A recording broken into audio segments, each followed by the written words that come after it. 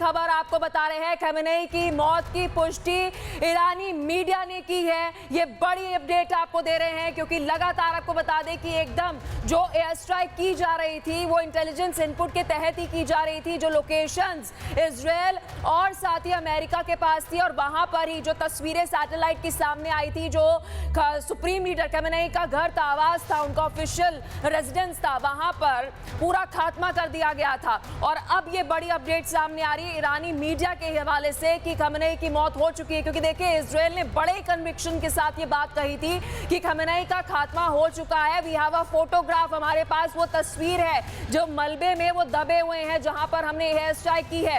ये बहुत बड़ी अपडेट आपको दे रहे हैं और लगातार हमारे साथ हमारे मेहमान भी जुड़े हुए। DK Pandey ji, over to you. अगर ऐसा है इस खबर में ईरानी मीडिया की तरफ से जो पुष्टि की गई है तो वर्ल्ड सिनेरियो में सर ये बहुत बड़ी खबर है मिडिल ईस्ट को लेकर।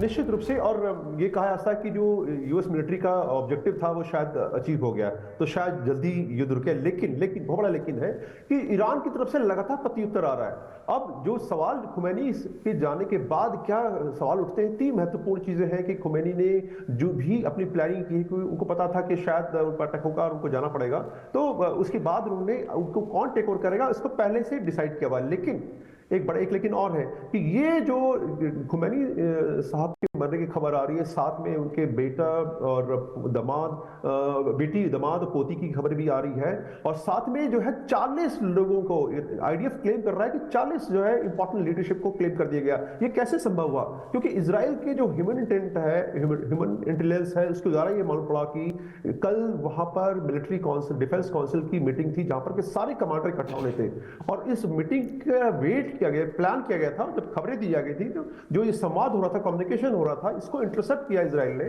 और उसके बाद ये हुआ कि ये मीटिंग जब होगी तब ये अटैक किया जाएगा, और उसमें अल खमेनी साहब के भी आने की जो है बात कही गई थी। ये वेट किया गया, और जो है को खबर मिली कि ये मीटिंग शुरू हो गई तब अटैक किया गया। तीसरी बात कि ये पिछले दो अटैक अगर आप देखें 2024 में और 2025 में, वो रात में हुए, मिडनाइट में हुए, और ये ईरान को ये मैसेज दिया गया कि हम अटैक करेंगे तो रात को करेंगे। लेकिन उनको अचंभित करने के लिए, क्योंकि ईरान ने पूरी तैयारी कर ली कि रात को अगर अटैक होता है क्या करेंगे, किन ऑपरेशनल जो उनकी गतिविधियां उनको पालन करेंगे, तो उसको देखते हुए इजराइल ने दिन में अटैक किया, क्योंकि मीटिंग भी दिन में थी।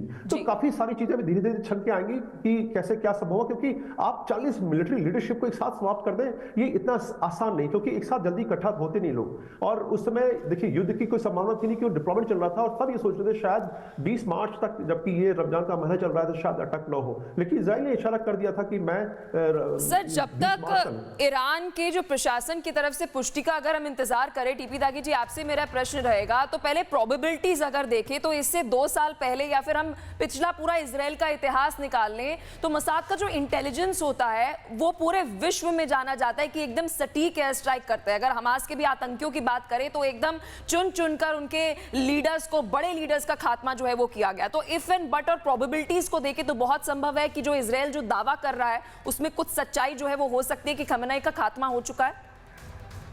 आप बिल्कुल ठीक कह रही हैं।